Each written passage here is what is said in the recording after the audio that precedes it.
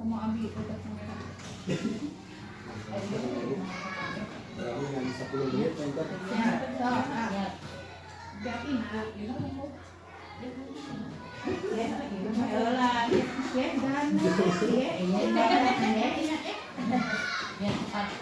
Bismillahirrahmanirrahim. Assalamualaikum warahmatullahi wabarakatuh. Waalaikumsalam warahmatullahi wabarakatuh. Selamat pagi guru-guru hebat, Ibu SD Negeri Pasir.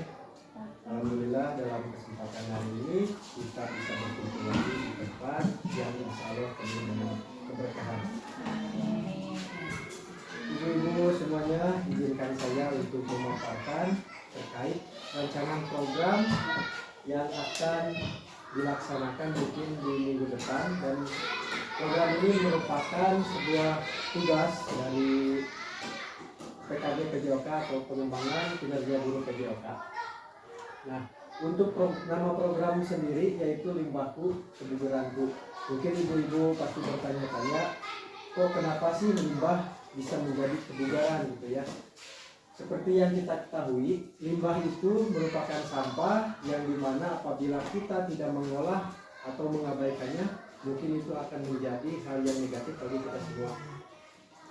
Tetapi kebalikannya, apabila kita mengolahnya, tidak mengabaikannya, maka limbah itu akan sangat berguna bagi kehidupan kita semuanya.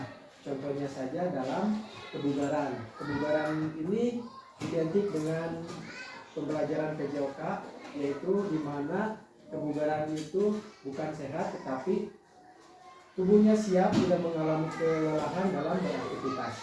Nah, adapun untuk limbah yang saya pilih yaitu batok kelapa, yang dimana berdasarkan lingkungan SD Pasir ini merupakan sebuah aset kekuatan, di mana batok kelapa ini bisa dengan mudahnya kita temukan baik di sekitar sekolah maupun di lingkungan masyarakat atau lingkungan hidup rumah peserta didik.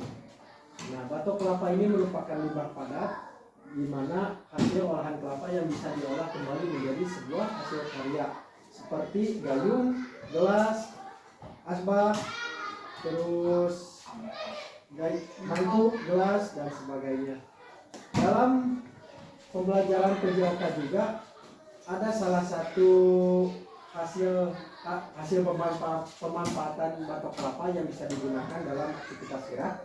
Contohnya saja, ibu pasti sudah mengetahui yang namanya egrang batok. Nah, itu merupakan hasil pemanfaatan dari batok kelapa menjadi ke dalam sebuah aktivitas gerak. Nah, di mana anak-anak zaman dahulu sering memanfaatkan batok kelapa menjadi sebuah alat olahraga seperti yang tadi dikatakan egrang batok. Namun pada zaman sekarang mungkin dikarenakan berkembangnya teknologi, mungkin kebiasaan zaman dahulu sudah dilupakan.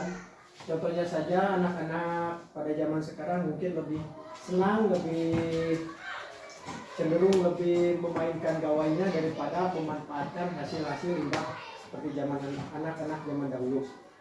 Dalam rencana tindak lanjut ini saya mengambil tema Limbahku Kebugaranku. Hal ini dilatar belakangi dengan mudahnya limbah batok kelapa bisa ditemukan di lingkungan sekolah dan masyarakat, yang dimana belum bisa dimanfaatkan atau terbengkalai. Nah, pada RTL ini saya berkolaborasi mungkin dengan ibu-ibu guru sekalian bersama Konggel di sekolah ini untuk mengoptimalkan aset-aset atau modal kekuatan yang ada di sekolah SD Negeri Pasir ini, yang dimana untuk memfasilitasi peserta didik untuk mengembangkan voice atau suara mereka, choice atau pilihan, dan ownership atau kepemilikan mereka dalam sebuah pembelajaran. Nah, mungkin untuk program ini nanti peserta didik akan diinstruksikan untuk membuat sebuah produk. Jadi produk ini memanfaatkan batok kelapa menjadi produk yang menyehatkan. Selanjutnya, nah, untuk tujuan program ini ada 4. Yang pertama untuk memfasilitasi peserta didik dalam pembelajaran PJOK yang berpusat pada peserta didik. Yang kedua, untuk memfasilitasi peserta didik dalam mengembangkan choice dan ownership mereka dalam sebuah proyek pemanfaatan limbah yang menghasilkan produk yang menyehatkan. Terus yang ketiga, produk yang dihasilkan dapat menjadi sarana jangka panjang untuk mengembangkan psikomotor mereka, psikomotor peserta didik.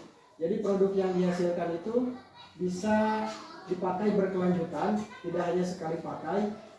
Terus untuk yang keempatnya, membelajarkan murid untuk bisa mengolah sampah dengan kreatif dan bernilai guna.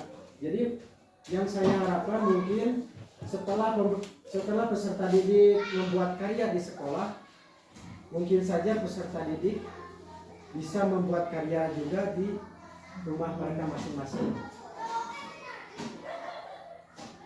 Nah, terus untuk capaian dan langkah-langkah yang diharapkan, yang pertama untuk capaiannya, peserta didik bergotong royong bekerja sama dalam kegiatan. Terus peserta didik mampu membuat produk dengan sekreatif mungkin. Terus untuk yang ketiganya, peserta didik mampu mempresentasikan produknya dengan baik. Nah, untuk langkah-langkahnya, guru memfasilitasi bahan-bahan yang digunakan. Untuk fasilitas sendiri mungkin nanti guru akan memfasilitasi batok kelapanya, mungkin catnya, tempatnya, dan sebagainya. Terus untuk yang kedua, guru memberikan arahan penjelasan dengan singkat dan jelas mengenai kegiatan yang dilaksanakan. Nah, yang harus diperhatikan adalah, jadi si guru ini sifatnya hanya sebagai fasilitator saja. Jadi untuk yang bekerja, untuk yang merancang ide dan sebagainya itu murni dari peserta didik. Jadi si guru itu hanya sebagai pemantau lah kalau ininya. Terus yang ketiga, peserta didik berdiskusi mengenai produk yang akan mereka buat. Terus peserta didik membuat sebuah produk dengan kreatif sesuai dengan hasil diskusi kelompok. Dan yang keempat, peserta didik mempresentasikan hasil kreasi produk mereka. Yang dimana di langkah yang terakhir mungkin setelah produknya selesai dibuat, peserta didik akan melakukan presentasi dengan kelompoknya, menjelaskan produk apa yang mereka buat dan menjelaskan bagaimana kegunaan produk yang mereka buat. Terus yang terakhir ada hasil yang diharapkan, yang dimana peserta didik dalam kegiatan pembelajaran ini bisa bergotong royong dengan kelompoknya masing-masing, tidak hanya mengandalkan satu peserta didik saja atau teman yang biasanya dianggap paling cakap atau paling pintar. Terus yang kedua, hasil yang diharapkannya itu peserta didik bisa membuat sebuah produk yang kreatif, yang tentunya bermanfaat, yang bernilai guna, sesuai dengan hasil diskusi atau yang telah didiskusikan kelompok mereka masing-masing. Terus yang ketiga, peserta didik bisa mempresentasikan hasil kreasi produk mereka. Selanjutnya untuk struktur program dan mitra kombel. Untuk struktur program ini, nama program Bupati Kebugeranku. Program yang dibuat merupakan kegiatan kokurikuler atau penguatan. Terus untuk skalanya, seluruh siswa kelas 5 dengan populasi 26 siswa. Terus untuk pengaturan programnya dilaksanakan di ruang kelas, dan untuk presentasi mungkin nanti di lapangan sekolah. Adapun untuk waktu pelaksanaannya insya Allah dilaksanakan di minggu ketiga bulan November. Terus untuk mitra kombelnya terdapat kepala sekolah yang dimana bertugas sebagai penasehat atau fasilitator, guru PJOK dan rekan sejawat, yang dimana berdiskusi bersama mengembangkan materi dan penugasan evaluasi. Terus untuk kombel sendiri bertugas untuk berdiskusi bersama mengenai pengembangan aktivitas program, produk, dan presentasi.